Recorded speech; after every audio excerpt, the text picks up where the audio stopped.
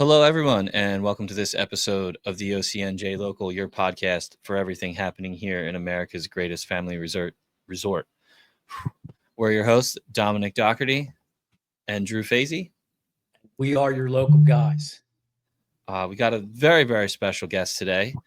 Taking time out of his incredibly hectic schedule is the Vice President of Playland Castaway Cove, Mr. Brian Hartley. Brian, thanks for joining us today. Hey guys, how are you today? Thanks for having me. Good. Thanks for being on. We appreciate it. I'm sure you are busy. Yeah, it's that time of year. You know, the weather turns, and all of a sudden, everyone wants to be in Ocean City. So here we are. It was a great weekend, and we're looking forward to a great summer. So before we start with Playland, Brian, tell us a little about yourself. Where'd you go to school, first of all? Well, most importantly, our Ocean City Pirates B League's 2-0, so that's the most important thing. We beat the upper team, so there we go. I went to Stockton, studied business management, so got my BA from there. Started here at Playland when it was much smaller in 1992 as a 14-year-old working the slide, train crosser, and the bounce houses, and we had a little ball crawl, and kind of just been here ever since. So this is the start of my 34th year here. Wow. And it's been an exciting ride. I've kind of done everything from cleaning up trash and bathrooms and vomit to, hiring and advertising and payroll and everything we do now. So it's an exciting journey. I'm happy to have the opportunity. And, we're always excited for summertime. It's always great to see people come here to the park and the boardwalk and enjoy Ocean City and see the smiling faces. Yeah, it's an exciting time of year when the boardwalk starts to come alive. Yeah. Yeah, all it ever takes is great weather. And then the next thing you know, you go from 0 to 100 in a matter of just a couple hours. You get a good forecast. Next thing you know, the parking lots are full. And I was telling everybody this Saturday with the Easter egg hunt, it was kind of like, the way I would describe it is it was like 10 minutes before the fireworks on 4th of July. That's what the boardwalk looked like on Saturday afternoon. Wow. It's awesome. So speaking of which, Easter weekend, you opened the park on Friday. Right? Yep. And you opened the called a grand reopening of the arcade. Yeah, I mean it was kind of last minute. We met with the city on Thursday afternoon, and we got a temporary CO. So we have some things we have to work through to get that final CO in the next 30 days to kind of get the rest of the tenants and the Dairy Queen and our offices and stuff open. But they were good enough to work with us and let us get the temporary CO and get the arcade open Friday. So that was exciting. We didn't have much of a ceremony. It was just more, let's just get open and let people come in and enjoy it. The overall reviews are great. People seem to really enjoy the games. They enjoy the way everything is laid out. A lot of comments on the floor. There's a stamped concrete floor. And yeah, we were supposed to try to open the rides last weekend. The weather didn't really cooperate. So, instead of a little bit slower opening, it was more thrust right into 65, 70 degree forecast for the entire holiday weekend, combined with the Pennsylvania spring break ending, local spring break.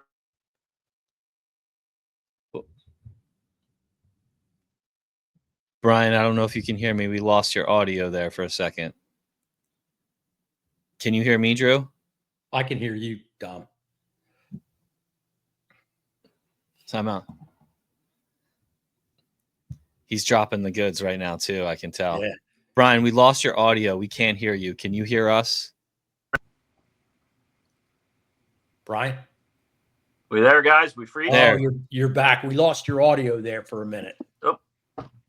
Did we freeze up, guys? Can you hear me? Yeah, now I can hear you. We lost you there for a minute. You talked about... For some reason, I cannot hear you. You can't hear us?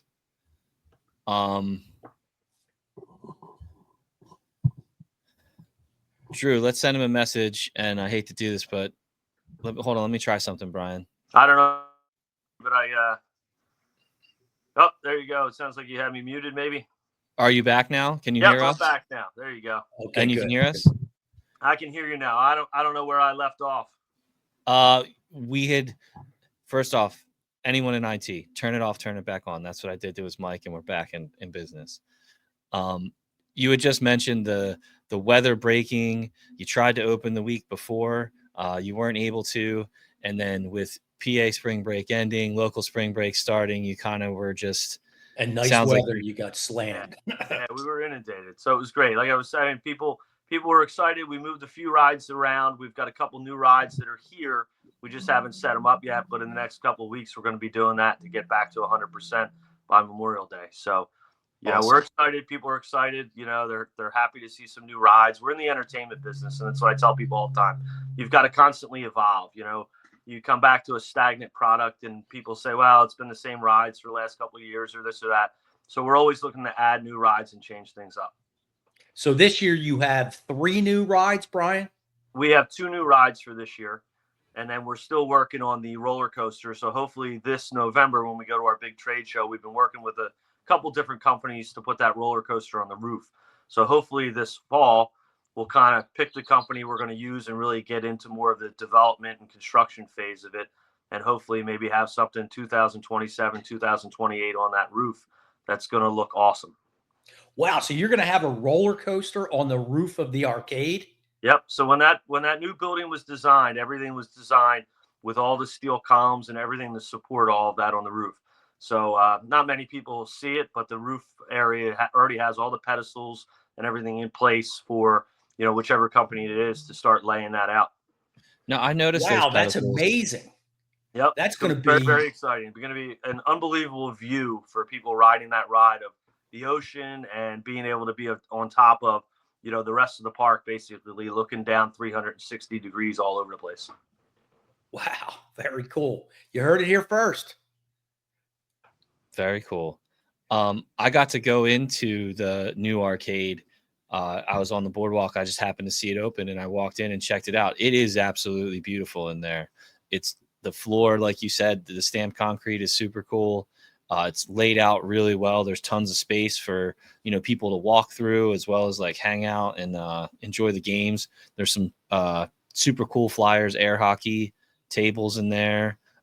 There's all the games are brand new.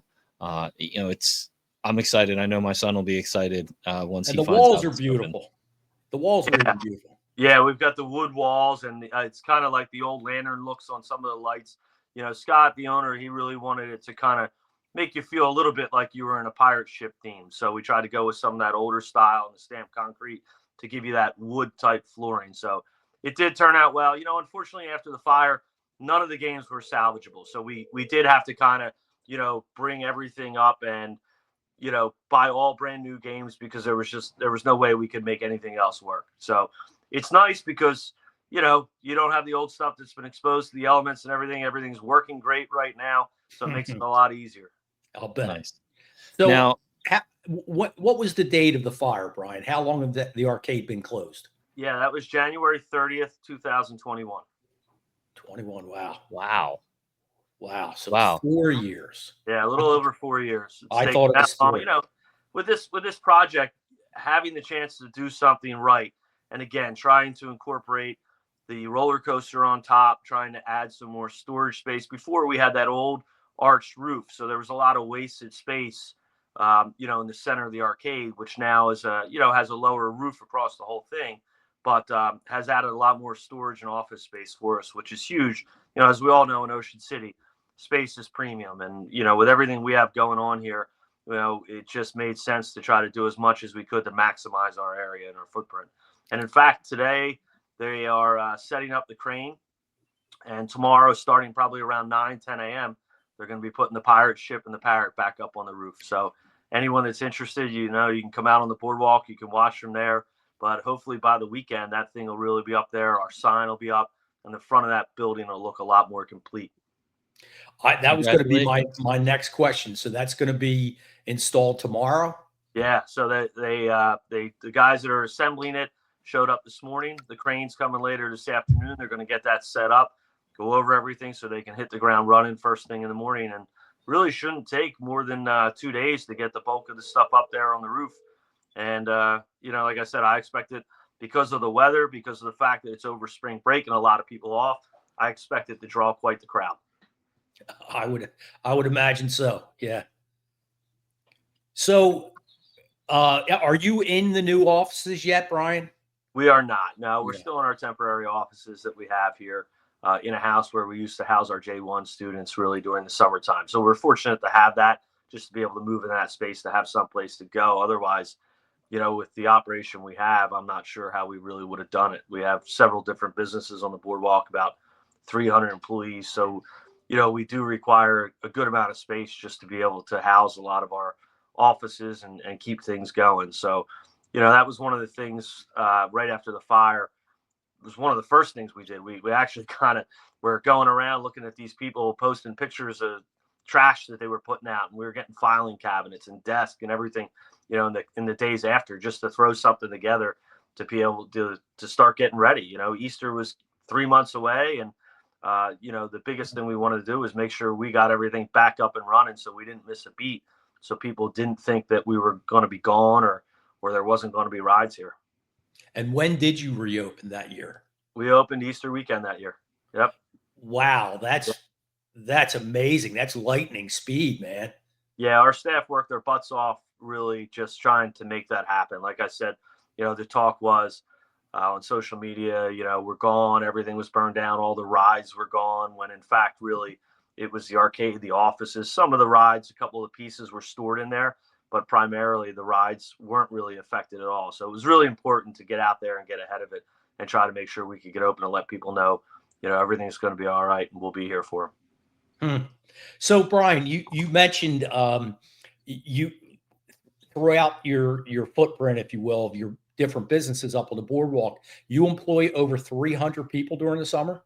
Yeah, we typically hover around 300 between, we have the rides, we have our concessions, our photo booths, our games, the arcade. We have 2 miniature golf courses. We have the seaside go-kart track and Preps Pizza. So, between everything in the summer, we hover typically right around 300 on our staff.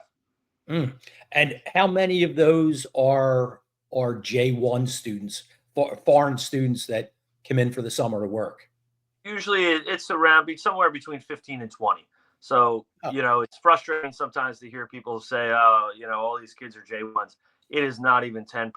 It's usually 15 to 20 kids. That's about it. Most of our kids are all local. They're all mainland, EHT, Ocean City high school students, or local college kids. We really focus on hiring local because our season starts Palm Sunday weekend typically and goes to Columbus Day. So we need to cover those shoulder seasons. When we open, the goal is really to open as many rides as we possibly can. We had 25 rides open this weekend. I don't like to open and have, 10 or a dozen rides, because then people come with their families. They want certain rides, and then the kids end up being disappointed that they're not open. So the goal is get as much as we can. This year, the 2 new rides and 1 ride that we're moving weren't open. And typically we try to wait till the first week in May for the log flume, just because it's typically colder and windy, and someone's got to sit up top there. And when the wind's howling, it's not the best place for someone to be hanging out. So, we pretty much everything that we could have open this weekend was open, and each weekend going forward, we'll just add more and more. And the goal will be, be really 100% hopefully before Memorial Day. Awesome. So you mentioned you're moving a ride, and I had heard that you were moving it kind of to the south end of the park because it was loud and it kind of startled younger kids. Yeah, so the Tidal Wave, it's a great ride. It's a very, very popular ride. It's air driven, so it requires a giant air compressor. So when that thing pops up and down, it's pretty loud, and it's situated in an area of the park where you have the train, the beach buggies, the Kiddie Gold Rush coaster. So that end of the park kind of draws a lot more of the smaller kids, and that's one of the things we'd watch some of the kids walk down and have their hands over their ears because it was quite a loud ride. So one of the new rides that we bought is a pretty cool ride, the Storm, and that's going to go where the Tidal Wave is. We sold the air race that was up on that deck, so we're going to move the Tidal Wave up there and hope that some of that noise dissipates and goes up rather than stays down on the ground level with all those kids, and it should make it a lot more comfortable for guests. Gotcha. So there's a lot of thought and planning that goes into everything, creating space. We moved the bumper cars, and this weekend, people, they saw the bumper cars weren't there. They've been in the same spot for 25 years. So everybody was freaking out. We got rid of the bumper cars. They're just around the corner. That's one of those rides that's never going to go away. But, trying to create space, make things more comfortable for people to move around, and always trying to bring in new equipment. There's always a shuffling process going on. It sounds like you you put a lot of thought into that. So how much of that, Brian? The talk is obviously you're the remaining amusement park in Ocean City. Um, what are your thoughts on crowds and how it's going to affect your business and all that kind of stuff? Yeah, I mean, unfortunately, we do get calls from people that think that there are no rides in Ocean City. There were really three major entertainment centers between Gillian's, ourselves, and the water park. And, we're down to two at this point. The water park does a great job as well. But as far as rides go for us, we're going to do everything we can. We're looking at adding more rides for next year. Like I said, this year, we're looking at creating more space, trying to make it more comfortable for people to move around. And really, the arcade opening will do a great job at that, because that entrance in the past, it was usually kind of 60% through there, 40% through the main walkway the last couple years, where that was really the only way to get in and out. So now having that open creates two different entry and exit points that will help traffic flow tremendously. But again, moving some of these rides around, some of the rides that we got rid of had a larger footprint. So the ones that we bought have a little bit smaller footprint. You don't think 3 feet or 4 feet or 5 feet makes a big difference, but when it's all the way around in a diameter, it makes a huge difference as far as creating walking space, more room for benches or picnic tables. So there's a lot of logistical planning. As far as Wonderland goes, it's unfortunate. We wish they were still here. I know everyone thinks it's this competitive thing, but we both had our niche. We hear it all the time that they had a lot more kiddie rides for the kiddie kids, that the younger ones would go down there, and people are hoping that we're adding more stuff. So we're working on that. We understand, we hear what people are saying, and we're going to do the best to try to accommodate everyone. So So that kind of brings me to my next question. You mentioned you have an area that's more for the younger kids. How many rides do you have that cater to that younger crowd? When I bought some tickets today, there were definitely people that had that concern. Yeah, so we have about a dozen rides for the toddlers. Now, some of them they can't ride by themselves, but they'll ride with a parent or an adult. So there are about a dozen rides. We try to mix all of our rides around the park. Same philosophy. It's all about traffic flow. If you put, all the kiddie rides in one area, then all of those people with the strollers are all in the same area, clogging up space and taking up room. So we try to spread everything out, again, to keep traffic flow moving. The other thing that goes into it is, when you think about it, a lot of people with smaller kids, those toddlers go to bed 9:30 in the summertime, and then your teenagers and stuff. So if you isolate all the kiddie rides in one section of the park, that area of the park will die out earlier in the night. And then everyone is in the other area of the park, which makes it very uncomfortable, because now you have all the teenagers and older kids. So again, if you spread everything out and try to blend them all into the entire park, and not just isolate by age group in one area, it really does help traffic flow and keep things moving. So there's definitely a whole philosophy behind everything. And I know some people, they won't understand it. Well, why'd you move this here? Why'd you do that? Again, it all goes into the overall utilizing the space and trying to create that flow. Awesome. and space is always an issue on any parcel up on the boardwalk. Yep. That's why the only place left to go is up, and that's where we're going. That's super exciting. That's going to be, is that, is there anywhere else on the Jersey Shore that has a beachfront rooftop amusement?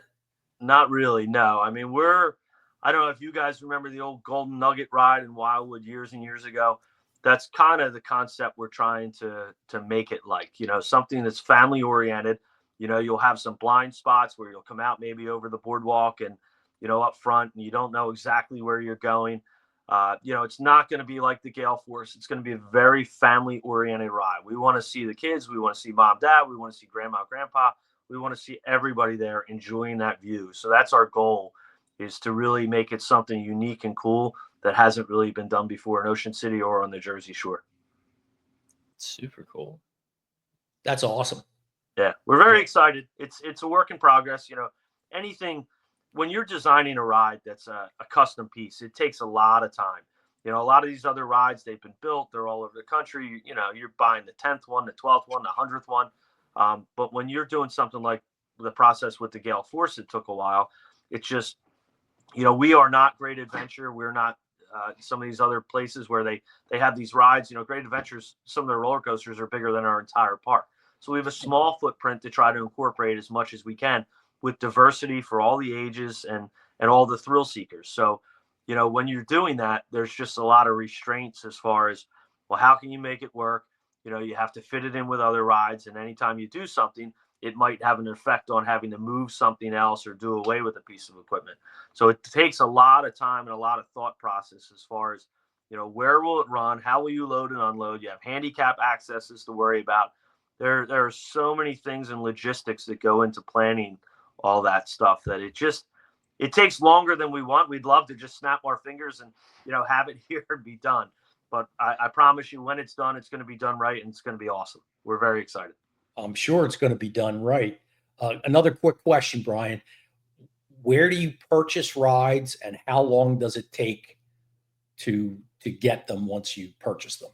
Yeah, so there's a few companies that are still left in the United States, but primarily a lot of the rides are built overseas, German manufacturers, Italian manufacturers, and it really depends on what you're looking to buy. If you're looking to buy, again, a ride that's already been built, it's proven, they have molds, they have all the plans and everything, you know, you can get that ride a little quicker, depending on how busy the factory is.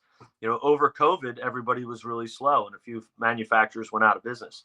But now it's a rebound. It's, you know, a couple of manufacturers we talked at the trade show in November are 4 or 5 years out now. So again, that's hard when you're trying to plan and you want to buy something.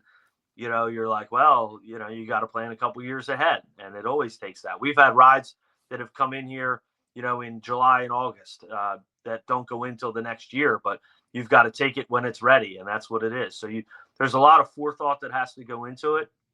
But like I said, most of them these days come from Europe, which, you know, right now with all the tariffs is a problem as well. It's something that has to be considered and how you do it. So we were fortunate that these 2 rides we got this year shipped over here in the fall, but they had been 2 years in the making. So, you know, we have some other stuff in the works, hopefully for next year. But, you know, it's going to be one of those things coming from overseas with tariffs now. It might really take an impact on some of the United States, you know, operators that just, you know, you add 50% to a ride that costs $500,000, $1 million. That's a big number. It's a big number, and a lot of places can't make that work. So, you know, there might be a pause for a year or two until things kind of settle down and we see where we're at. Wow. So as much as 4 or 5 years to get a ride. Yeah, depending on the manufacturer. Some of these companies that we've really used that build really well. You know, a lot of things for us here because of the Jersey Shore are a lot different than some other places. If you build, you know, you want to put a ride in the Midwest, you don't have to have it galvanized. You don't have to worry about salt air and all these things. You know, here, because of where we're situated, you know, we work with certain manufacturers because they're willing to hot dip galvanize the steel. So we don't have to worry about rust, deterioration, fatigue. We have a certain paint process we use. You know, we have sent paint to places that we want a certain level of paint quality that has a heavier mill thickness, again, to protect the steel, to protect the rides and everything else, because it requires less maintenance and they hold up better. So it's what works for us. And some manufacturers aren't willing to do that. Some say that's too much work. We don't want to get involved. We're not set up for that. So, you know, we've been fortunate enough to work with some of the better builders in the industry, and they're willing to work with us. But New Jersey's definitely different as well. You know, we're a very regulated state for good reasons, you know, here by the inspectors. You know, there's other states where it's self-inspection. You roll up to a carnival, you're the operator, you do your own inspection. No one comes and looks at anything. You know, for us, we take the philosophy, we're fine with it. You know, the more eyes we have looking at it, the better we feel about it, to make sure that everything is safe and our guests that come here are comfortable knowing that they're going to come, have a great time, and leave safely at the end of the night. I'm still not past the self-inspection thing. I don't want to go to I'm not going to that park, I can tell you. Every state is uniquely different. Yeah. So, Brian, I know your time is of the essence, so we'll try to wrap up. huge announcement with the roller coaster on the roof, the arcade being open, the pirate ship going up tomorrow. That's new rides, relocation of other rides. Anything else you want to share as closing thoughts? No, I mean, again, we're excited. We're excited. It's springtime. Last year Easter was a little earlier. This year it's a little later. So we're hoping weather going forward is great. We understand people are anxious to get down here. I would encourage anyone that's got some free time this week. You want to come see the pirate ship go up. Come on up, see it. It's going to be pretty cool. It's going to be up there for a long time. So if you want to see it assemble, this is going to be that time. We have our half price tickets on sale right now. They're on sale through Sunday, the 27th. We have walk-up sales 12 to 5 every day here at the Boardwalk. We have a booth right up at the entrance, or you can go online, oceancityfun.com. I encourage everyone, this is the time, if you're coming here this summer, you don't want to pay full price, go on, buy half-price tickets. It's the best deal of the year. And, really, the tickets never expire. So I encourage everyone to take advantage of that. But we're looking forward to summer. It's going to be here before you know it. And we are here for our guests. We're always making improvements. I always encourage people, if you have an issue, you have a concern, stop at the ticket booth, ask for a manager, whatever. Like we are here. We want to hear from our guests about how we can make your experience better. Well, your first class operation. There's no question about that. That's always, permeates the conversation around Playland Castaway Cove is first class operation. So thank you for that. Well, we appreciate it. We try, like I said, a lot of people think, we pack up after Columbus Day and we go away, but it is truly a year-round operation. I mean, Drew, I see you here all winter long. We cross paths. It is, we have a staff of 15 maintenance guys, and they are out there from the day we close, tearing the rides down, working on them, painting them, fixing things up, getting ready for next spring. We have 3 weeks off at Christmas, but that's really it. The rest of the time we're here. It's just, to do it the right way, that's what it takes, and we're committed to that, and we're fortunate to have an owner that's committed to that. He gives us all the resources we need to put out the product we do. Awesome. Well, Brian, thank you so much for your time. Thanks for, kind of showing us a little bit how the sausage is made here in the park and all that goes into, making Playland, like Drew said, a first-class operation where you can come, you can feel safe, your whole family can have a great time, and it's some insight into the super cool things that are coming this way. So thank you. Well, one of these days when you guys get time, you stop on up. I'll give you a tour of the roof, and you can kind of see the behind-the-scenes stuff if you want. That's a deal. I want to see. Yeah, that. I'll take you up on that one. Definitely. For sure. Definitely. Yeah. Well, thanks everyone for tuning in. Thanks, Brian. Get yourself up to Playland Castaway. Get yourself up to Playland Castaway Cove as soon as you can. This has been the OCNJ Local, your podcast for everything happening here in America's greatest family resort. Peace out. Peace out. Right.